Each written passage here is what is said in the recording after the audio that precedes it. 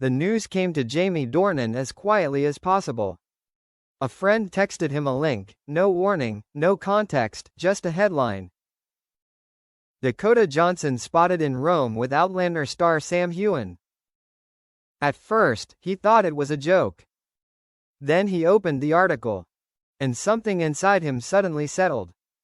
The shock no one expected. Jamie was in Belfast, filming a small indie drama. Between takes, he put his phone on silent, tucked it into his jacket pocket. The crew noticed he paled after reading something. He excused himself, stepped out into the fog, and stood there for a long moment, motionless. "Are you okay?" someone asked. He nodded mechanically, but his eyes told a different story. To the world, Jamie Dornan was a professional, a husband, a father, a man who had survived 1,000 headlines. But this particular name next to Dakota's, carried a different weight. Because Sam Heughan was more than just an actor. He was someone Jamie respected. Someone he drank whiskey with and laughed with at a charity gala in Edinburgh. He closed his eyes, letting the words sink into his mind like a bruise. Dakota Johnson, Sam Heughan, date. The three names together were like echoes from a dream that had ended. A past that never quite sleeps. Jamie had told himself that what he and Dakota shared was professional, a kind of extraordinary, intimate, memorable but uncompromising work. 50 Shades of Grey blurred boundaries, created myths, fueled rumors. They had both struggled to shake it off then. Yet even now, seeing her name, a muscle deep in his chest tightened at the memory.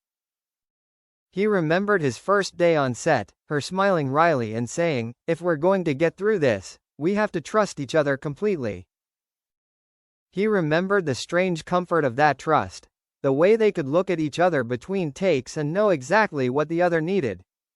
They had been through something together that no one else could truly understand. And though life had passed, that bond remained, quiet but alive, like a scar that still felt the change in the weather. So when he read that Dakota had found someone new, the pain wasn't jealousy. It was recognition. A private realization that the chapter they once shared was finally, truly closed. The long drive home. That night, Jamie drove through the rain-slicked roads of Northern Ireland without music. The windshield wipers kept up with thoughts he didn't want to name. He imagined her in Rome, laughing, free, the sun in her hair, and Sam Heughan beside her. Sam was confident and charming, he had a rare ability to make anyone feel cared for. Jamie couldn't begrudge him. In fact, he understood. Dakota had always been drawn to people who radiated warmth. And Sam, with his easy smile and generous energy, was a beacon. At a red light, Jamie whispered into the silence, "I hope he deserves her." Then, as if on a whim, "I hope I did, when I had the chance." A conversation with Amelia. When he got home, Amelia Warner was waiting, reading on the sofa. She looked up as he entered, studying his face in a way only someone who had known your shadow could. "What happened?" she asked softly. Jamie hesitated, then handed her the phone with the article open.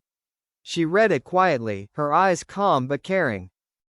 After a moment, she put the phone down and said, "Are you surprised?" He nodded. "It's weird. Not bad, just weird." Amelia reached over, her warm hand resting on his. "You've been through something big together. It feels normal." He exhaled, the words spilling out. "I think I am ready to let her go. I guess I never imagined it would be like this." Amelia smiled softly, not jealous, not mocking. Just human. "She deserves to be happy," she said. "Me too. And us too." He looked at her then, really looked, and saw the determination in her eyes. Gratitude filled him. In a world built on rumors, Amelia was the rock he stood on. How quiet is my heart. The following week, Jamie avoided interviews, avoided the noise. But the headlines were inescapable. Hollywood's new power couple? Dakota Johnson and Sam Heughan spark romance rumors. Jamie Dornan's reaction to Dakota's new relationship leaves fans emotional. He smiled bitterly at the last line. No one had asked him how he felt, and yet the whole world knew. That's the irony of fame. Strangers tell your pain before you can name it. But when he finally sat down to write in his private notebook, as he often did when words threatened to overwhelm him, he didn't write about jealousy. He wrote about release. We spend so much of our lives pretending we've moved on. But moving on isn't an action, it's a quiet decision you make when you realize someone isn't part of your story anymore, only your memory. He closed the notebook, breathing out slowly. For the first time in weeks, the pain began to ease. Dakota's quiet message. A few days later, a message appeared on his phone. It was from an unknown number, but he caught the rhythm of her words before he finished reading. Hey, I know you probably heard. I wanted you to hear from me too. I didn't mean for this timing to be cruel. I just met someone who made me smile.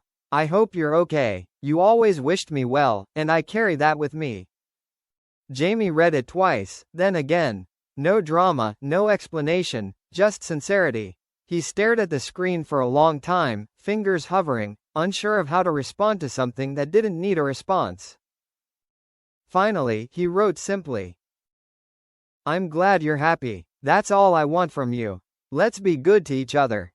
He pressed send, then set the phone face down on the table. The words hung in the room like a sigh finally released.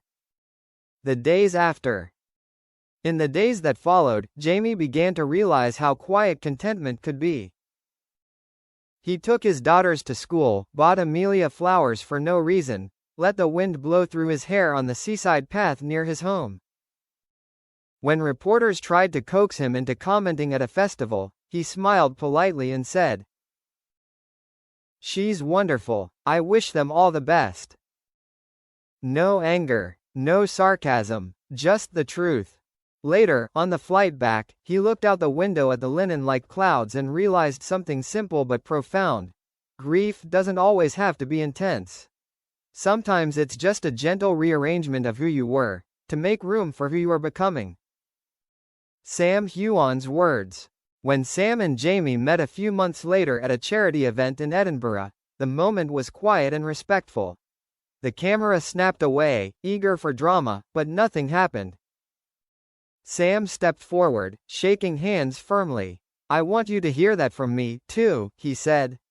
"I care about her. I'll treat her well." Jamie looked at him, thoughtful, then nodded. "That's all I needed to hear." They clinked glasses. Two men passed competition, each aware of the fragile beauty of time. How life sometimes gives love to one person and lets it bloom with another. Things he told himself that night. Back home, alone in his study, Jamie poured himself a soft whiskey. The night outside was chilly, a silence that made his thoughts resonate more strongly. He found himself smiling, not a forced kind, but the gentle smile that comes when you finally make peace with something that once hurt. He thought of Dakota, her laugh, her stubborn optimism, the way she'd said, "We're both just trying to be real in a world that keeps pretending." He thought of Sam, confident, kind, the kind of man who understood fame and loneliness. He whispered into the silence. "Take care of her." Then, more softly, "And take care of yourself." Another love. Forgiveness comes in many forms. For Jamie, it feels like acceptance.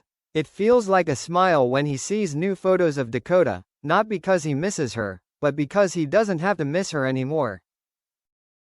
When Amelia walks into the room, he pulls her close and whispers, "Thank you for letting me be me."